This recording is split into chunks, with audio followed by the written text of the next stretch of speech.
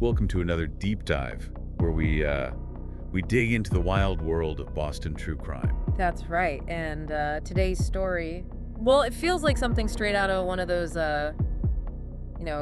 legal thriller novels. Yeah, this one's got it all. It does. A lead gun possession, a determined lawyer, and more than a few twists and turns in the Boston legal system. Definitely a few curveballs in this one. So let's set the scene, all right?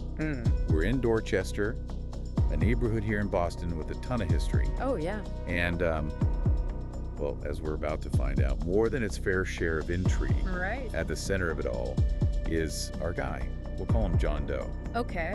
And John Doe's found himself in a bit of a predicament, facing a second offense firearm possession charge. And that's where things get really serious, especially in Massachusetts. The second offense like that means you're looking at a mandatory minimum sentence of 5 years. 5 years. 5 years in prison. That's not a slap on the wrist. No, that's life-altering stuff right there. Absolutely. So you can bet John Doe wants the best in his corner, and that's where Veronica J come in. Ah, Veronica J. Now, she's a defense attorney known for her sharp courtroom presence. And she really knows how to work the legal system to her advantage. And she gets right to work on this case. Right away, she starts using strategy to delay the prosecution and prevent them from getting an immediate indictment against John Doe. Smart move. See, for those who might not know, an indictment, that's basically the formal accusation that kicks off the whole trial process. So she's thinking a few steps ahead. Yeah. It's like she's playing chess and the prosecution's stuck on checkers. Exactly. And there's a good reason for that delay. Okay, fill me in. Why is delaying so important in this case? Well, without that indictment, the charge against John Doe, it automatically gets bumped down to a first offense. Oh, wow. And that right there, that significantly lowers the potential penalty he's facing. That's huge. Just by playing the system strategically, she potentially saved John Doe years of prison time. That's the power of a good defense attorney, my friend. Absolutely. Yeah. But she's not done yet. Attorney White knows that to build a really strong defense, she needs information.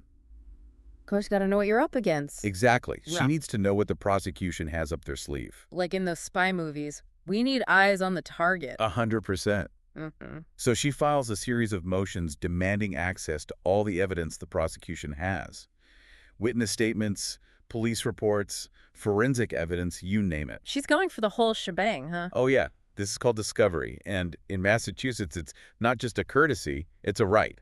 Right. So you would think the DA's office has to hand it all over right. You'd think so, wouldn't you? But, well, it's not always that easy. This is where I have a feeling things get a little more complicated. Do you have a knack for this? You'd be right to think that. So they didn't just hand it over. Not exactly. Yeah. See, despite being legally required to turn over the evidence, the DA's office, they started dragging their feet. Dragging their feet? What does that even look like? Well, weeks went by, then months, and still no discovery. No discovery at all. Nope. Attorney White got nothing. That's unbelievable. Yeah. I mean, did they ever give a reason? Not really. It's like they were hoping she'd just forget about it or something. Wow. Talk about a power move. But that's got to be some kind of violation. Oh, absolutely. This is a blatant violation of John Doe's right to a fair trial. So what happens next? Does Attorney White just throw her hands up in the air? Are you kidding? This is Veronica J. White we're talking about. She's not going to let something like this slide. So what did she do? She went right back to the judge, laid out everything that had happened, or more accurately, hadn't happened, with the DA's office. Okay, but what can the judge even do at this point? I mean, it's not like they can force the DA to hand over the evidence, right? Well, in a way they can. Remember, the judge already issued a court order demanding the evidence be turned over. Right. Ignoring a court order, that's a serious offense. Oh, boy. So what did the judge do? Well, let's just say the judge wasn't too happy about it. They sided with Attorney White, and, well, they dropped the hammer. Drop the hammer. What do you mean? They dismissed the case. Wait, they dismissed the whole thing? Just like that? Just like that, John Doe walks free. I can't believe it. Ah. All because the DA's office wouldn't play by the rules. Hey, due process is there for a reason. The judge made it clear that everyone deserves a fair shot in court, and that includes having access to the evidence against them. That's amazing. So John Doe, he walks away a free man. Right. And what about the DA's office? Did they ever face any consequences for, ignoring a court order? That's a good question. And unfortunately, it's not always clear what happens behind the scenes, but you got to figure there had to be some kind of internal review or something. Yeah, you'd hope so. Because this whole thing, it really makes you wonder about their competence, right? Like, Yeah. were they just disorganized, or were they deliberately trying to hide something? It's a good question. And unfortunately, we may never know the full answer. Yep. But it definitely leaves you thinking. It does. It's a good reminder that the justice system, it's not perfect. It's messy sometimes. But at the end of the day, those rights, we have the right to a fair trial, the right to see the evidence against us. Those are crucial. And it's up to defense attorneys like Veronica J. White to fight for those rights, tooth and nail. Couldn't have said it better myself. Well, folks, another deep dive in the books. Join us next time when we'll uncover another fascinating tale from the world of Boston true crime.